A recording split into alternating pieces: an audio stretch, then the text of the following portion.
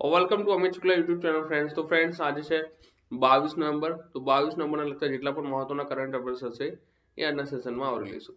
તો પહેલો સવાલ લઈશું આજના સેશનનો। હાલમાં કયા દેશમાં 140 વર્ષ પછી બ્લેક નેપ્ડ ફ્રીજન પીજન પક્ષી ફરીથી જોવા મળી આવ્યું છે? સવાલ નંબર 1 ધ્યાનથી દેખજો ને।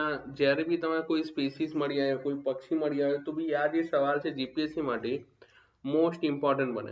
તો વર્તમાનમાં જો વાત की 140 વર્ષ પછી જો અહીં આગળ જે બ્લેક જે નેપ્ડ ફ્રીજન પક્ષી છે ભારતમાં મળી આવ્યું છે। ક્યાં મળી આવ્યું છે? ભારતમાં। તો બ્લેક નેપ્ડ ફ્રીજન પક્ષી વિશે વાત કરીએ તો આ શું છે દેખો ને આ પ્રજાતિઓ કેવી રીતના ફરીથી શોધાઈ।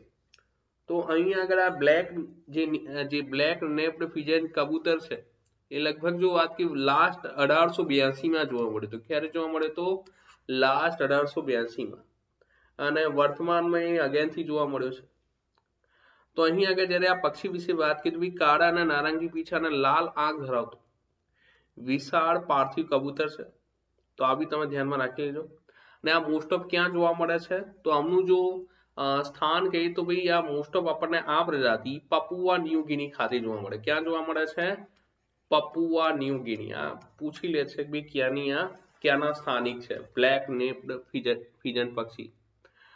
જો આમની વાત કરીએ તો લગભગ આ જે પક્ષીઓ છે આમનું જે 1882 માં લાસ્ટ જોવાનું કારણ એ હતું કે આમના જે પરંપરાગત વસવાટ છે એમને નુકસાન પહોંચ્યું હતું ને જેના કારણે જે આમના જે જંગલો છે, જે વનો છે, તો બી એમના જે વન વસવાટના નુકસાનના કારણે આમની વસ્તી ઘટી રહેવા હોવાનું તારણ છે। તો આ તમે દેખી શકો છો। સાથે સાથે જુલાઈ 2021 માં એક મુહિમ ચલાવવામાં આવી કે ભાઈ જે પ્રજાતિઓની વસ્તી અનિશ્ચિત હોય અથવા તો જેમની વસ્તી 50 થી 250 વચ્ચે હોય, રાઈટ, તો એવી પ્રજાતિઓને international union for conservation of nature જેને કહીએ છીએ IUCN, તો IUCN દ્વારા ગંભીર રીતે ભયંકર પ્રજાતિ તરીકે સૂચિબદ્ધ કરવામાં આવી હતી। હવે દેખો આ પ્રજાતિને ફરીથી શોધવાનો અચાનક મળ્યા કે ભાઈ આમને શોધવા માટે પ્રયત્ન કરવામાં આવ્યો। દેખો જ્યારે બ્લેક નેપ્ડ ફ્રીજનની વાત કરીએ તો ભાઈ સંશોધન ટીમ દ્વારા આમને પુનઃ શોધ કરવામાં આવી, આમના માટે રિસર્ચ કરવામાં આવી આ પક્ષીઓ ક્યાં મળી આવશે, જેને કહેવામાં આવે છે the search four last birds. શું છે? અહીં આગળ IUCN ની ટીમ દ્વારા એક મુહિમ ચલાવવામાં આવી જેનું નામ હતું the search four last birds. माने कि जे लास्ट पक्षियों जो एक दायका पहला જોવા મળ્યા હતા તો તેમને શોધો। તો અહીં આગળ વર્તમાનમાં 150 થી વધુ પ્રજાતિઓ છે જે છેલ્લા 10 વર્ષમાં જોવા નહીં મળી, તો એમને અહીં આગળ શોધવાનો સંદર્ભ છે। કેટલી? 150 થી વધુ પ્રજાતિઓ જે 10 વર્ષથી વધુ સમયે અહીં આગળ ગાયબ છે, તો એમને શોધવા માટે એક મુહિમ ચલાવવામાં જેનું નામ છે the search for lost birds. ઠીક છે? The search for lost bird, not last bird, lost bird. ઠીક, તો આ પોઈન્ટ તમે કનેક્ટ કરી શકો। ક્યારથી આ પ્રોગ્રામ ચાલુ કરવામાં આવ્યો છે? 2019 થી। અને જે સંશોધકો છે એ 2019 થી બ્લેક નેપ્ડ ફ્રીજન પીજનને શોધવાની કોશિશ કરે છે। તો આ પણ તમે ધ્યાનમાં રાખી શકો। અને આ ક્યાંથી મળી આવ્યો? તો માઉન્ટ કિલીકરમાંથી। ક્યાંથી? તો માઉન્ટ કિલીકરના ઢોળાવ પરથી આ પ્રજાતિ મળી આવી। તો આ બી તમે ધ્યાનમાં રાખી શકો। અને ઇતિહાસમાં માત્ર સેકન્ડ ટાઈમ છે જ્યારે આ પ્રજાતિ જોવા મળી છે ને પ્રજાતિઓની હાજરીની આ જે છે જે વર્તમાનમાં પ્રજાતિઓ મળી આવ્યા તો બીજા પક્ષીઓ માટે બી આશા આપે છે કે જે દાયકાઓમાં જોવા નહીં મળે। બ્લેક નેપ ફ્રીજન પક્ષી છે એને વર્ષ 2019 થી શોધવામાં આવતા હતા, તો ભાઈ 3 વર્ષથી માને કે 140 વર્ષ પછી જ્યારે આ જોવા મળ્યા છે તો અહીં આગળ બાકી પક્ષીઓ માટે બી આશા જગાવશે। કોના માટે? IUCN માટે। તો આ બી તમે ધ્યાનમાં રાખી શકો। ડન છે? તો બી આ પહેલો સવાલ હતો, આની જે કહાની છે તમે આગળ દેખી શકો છો। ચાલો સવાલ નંબર લઈશું સેકન્ડ। હાલમાં કોના દ્વારા ભારતીય રાજ્યો 2021-22 પર આંકડા શાસ્ત્રની હેન્ડબુકની 7મી આવૃત્તિ બહાર પાડવામાં આવી? તો અહીં આગળ આ ડેટા કોને બહાર પાડ્યા? તો નામ છે રિઝર્વ બેંક ઓફ ઇન્ડિયા। તો ભાઈ રિઝર્વ બેંક ઓફ ઇન્ડિયાએ handbook of statistics on Indian state 2021-22 ભારતના જે પ્રાદેશિક અર્થતંત્ર છે એના પર વિશેષ વ્યાપક ડેટા પ્રદાન કરવાનો પ્રયાસ કર્યો હેન્ડબુકના સંદર્ભથી. ને આ જો વાત કરીએ જેમાં કઈ બાબત છે આ હેન્ડબુકમાં, તો વર્ષ 1951 થી વર્ષ 2021-22 વચ્ચેના જે સમયગાળા દરમિયાન જે અલગ અલગ રાજ્યો છે તેના સામાજિક, जनसंख्या, राज्य स्थानिक उत्पादन, कृषि कीमत, वेतन उद्योग, इंफ्रास्ट्रक्चर, बैंकिंग, રાજકોષીય સૂચકાંક, તો આ તમામ આંકડાને આવરી લે છે. તો બી અહીં લખી લો, તમારા કામમાં આવશે બી કઈ કઈ બાબતને આ કવર કરે છે. તો અહીંયા આગળ તમે કનેક્ટ કરશો સામાજિક જનસંખ્યા, ત્યારબાદ જો વાત કરીએ કૃષિ કિંમત, વેતન, ત્યારબાદ રાજ્ય સ્થાનિક ઉત્પાદન, ત્યારબાદ ઇન્ફ્રાસ્ટ્રક્ચર, ઉદ્યોગ ઇન્ફ્રાસ્ટ્રક્ચર,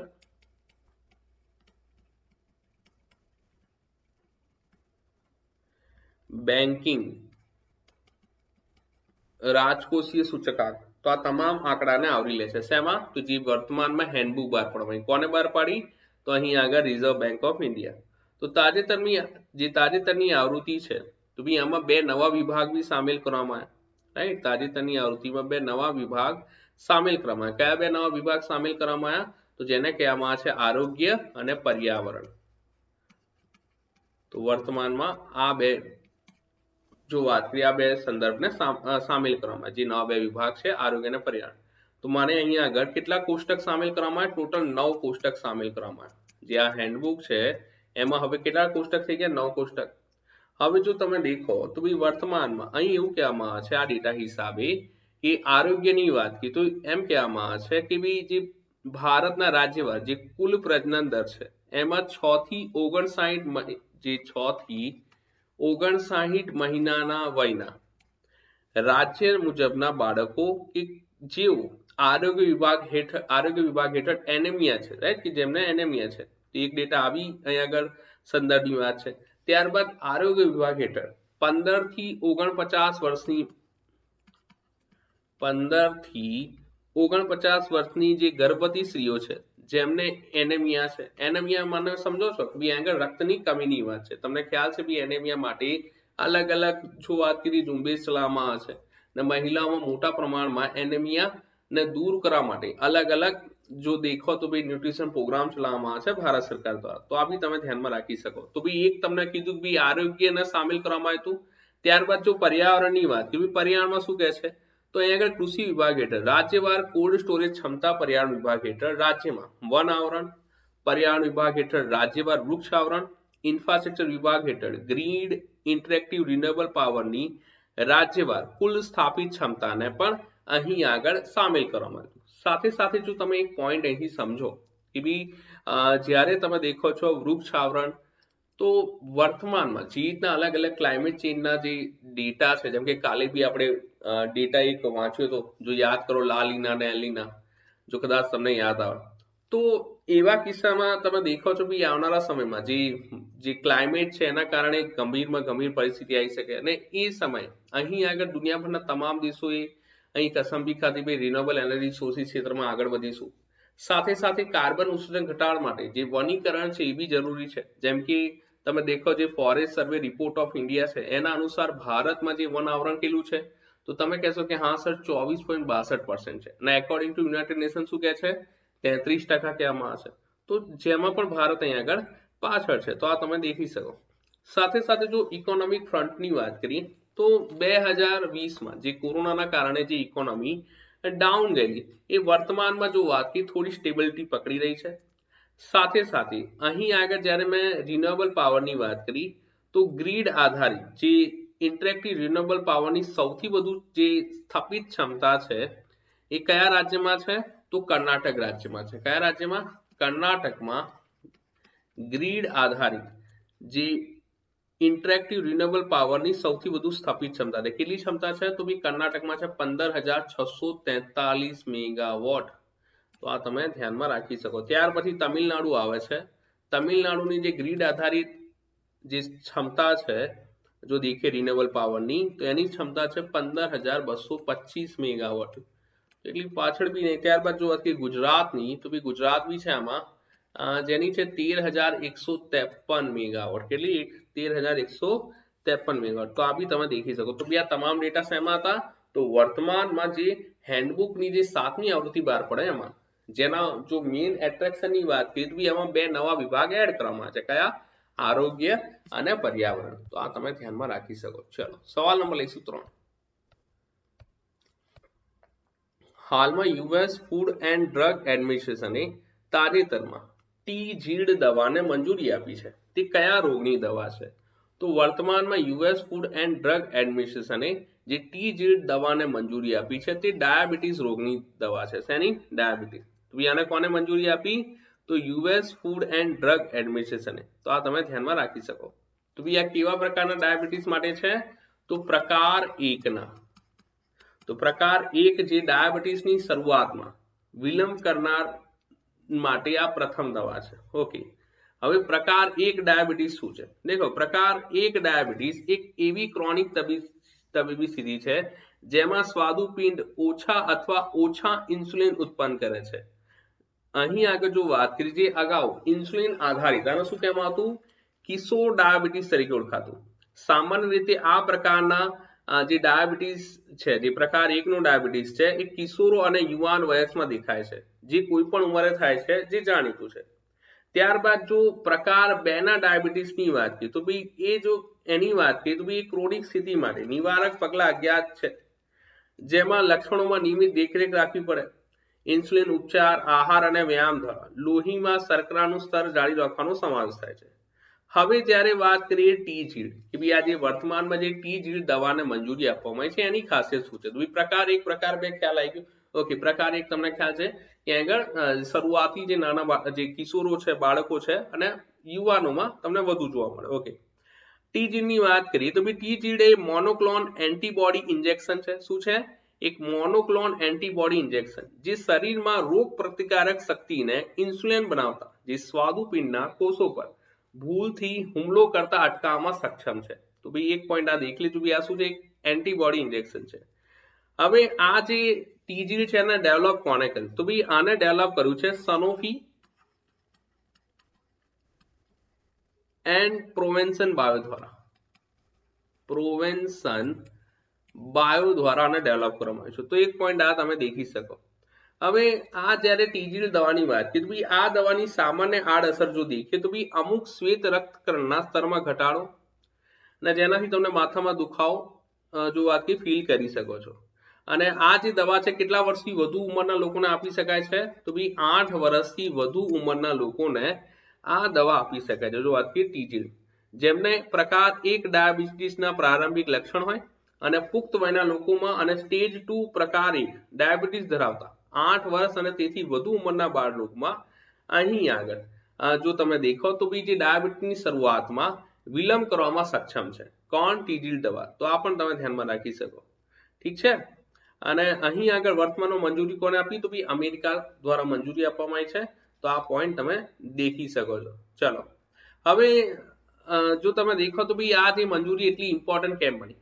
જેમ કે તમે દેખો જે પ્રકાર 1 ડાયાબિટીસ ધરાવતા લોકો છે એમને સામાન્ય રીતે તેમના બાકીના જીવન માટે દરરોજ ઇન્સ્યુલિનના અનેક ઇન્જેક્શનની જરૂર પડે, જેના કારણે મોટો આર્થિક બોજો પડે છે. અને આ સારવારની ગેરહાજરીમાં દર્દીઓ ડાયાબિટીક કેટોએસિડિસ અથવા મૃત્યુ સહિત ગંભીર આરોગ્ય ગૂંચવણો વિકસાવશે. તો ધેટ્સ વાય વર્તમાનમાં જે ટી-જીડ દવા છે એની મંજૂરી ખૂબ જ ઇમ્પોર્ટન્ટ મળી. તો આ તમે દેખી શકો છો. ચલો સવાલ નંબર લઈશું 4. હાલમાં કયા દેશે પોતાનું ખાનગી રોકેટ વિક્રમ-S લોન્ચ કર્યું છે? બી કોણે લોન્ચ કર્યું છે? ભારતે લોન્ચ કર્યું છે. શું છે આ કહાની? દેખો, તમને ખ્યાલ છે ભાઈ આમનું નામ વિક્રમ-S કેમ રાખવામાં આવ્યું? તો ભાઈ ભારતના જે અવકાશ કાર્યક્રમના પ્રણેતા છે વિક્રમ સારાભાઈના નામ પર, જેમણે ઈસરોની સ્થાપના કરી હતી. ક્યારે? 15 ઓગસ્ટ 1969. તો તેમના દ્વારા અહીં આગળ જે ભારતનું પહેલું ખાનગી રોકેટ છે વિક્રમ-S લોન્ચ કરવામાં એમના નામથી. હવે આ જે વિક્રમ-S રોકેટ છે એના વિશે વાત કરી તો ભાઈ આ શું છે? તો ભાઈ એક સિંગલ સ્ટેજ સોલિડ ફ્યુલ સબ ઓર્બિટલ પ્રક્ષેપણ વાહન છે। હવે અવકાશયાન અહીં આગળ સબ ઓર્બિટલ ફ્લાઇટમાં ભ્રમણ કક્ષાના વેગ કરતા ધીમી મુસાફરી કરે છે, જેનો અર્થ એ છે કે બાહ્ય અવકાશમાં પહોંચવા માટે પૂરતું ઝડપી છે, જે આ વિક્રમ એસ રોકેટની વાત કરી, અને પૃથ્વીની આસપાસ ભ્રમણ કક્ષા જાળવી રાખવા માટે અહીં આગળ પૂરતું ઝડપી નથી, પરંતુ જે લોન્ચ વ્હીકલ એન્જિન કલામ 80 જે છે રાઈટ, જે લોન્ચ વ્હીકલ એન્જિન કલામ 80 જે પૂર્વ રાષ્ટ્રપતિ એપીજે અબ્દુલ કલામના નામ પરથી રાખવામાં આવ્યું। હવે જ્યારે તમે દેખો છો વિક્રમ એસ એ small satellite launch vehicle SSLV છે। શું છે વિક્રમ એસ? શું છે? એક સ્મોલ સેટેલાઇટ લોન્ચ વ્હીકલ છે, જે અહીં આગળ 290 થી 560 રાઈટ, 290 થી 560 કિલોગ્રામ વજન અહીં આગળ કેરી કરી શકે છે। કેટલા? 290 થી 560। જ્યારે તમને ખ્યાલ છે પીએસએલવી વિશે, પોલર સેટેલાઇટ લોન્ચ વ્હીકલ, જેને ભારતનું વર્કહોર્સ કહેવામાં આવે છે, પીએસએલવી કેટલું વહન કરી શકે? તો 1750 કિલોગ્રામ સુધી। આ જરૂર ધ્યાનમાં રાખજો।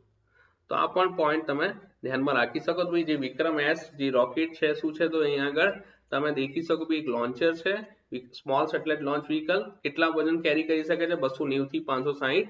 અને આને ક્યાંથી લોન્ચ કરવાની વાત છે? તો એપીજે અબ્દુલ કલામ આઇલેન્ડથી। તો આ પણ તમે ધ્યાનમાં રાખી શકો। ચલો સવાલ નંબર લઈશું 5।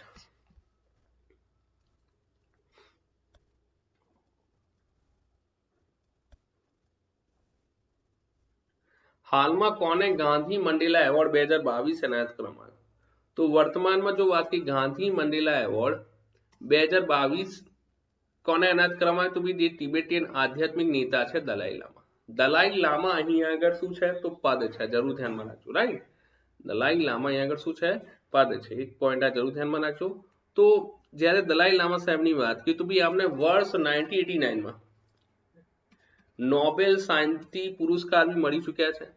દલાઈ લામા તેમની શાંતિની ફિલોસોફીનો વિકાસ સાર્વત્રિક જવાબદારીના ખ્યાલના આધારે કર્યો છે, અને જે તમામ માનવજાત એમના જે વિચારો છે એ સ્વીકારે છે।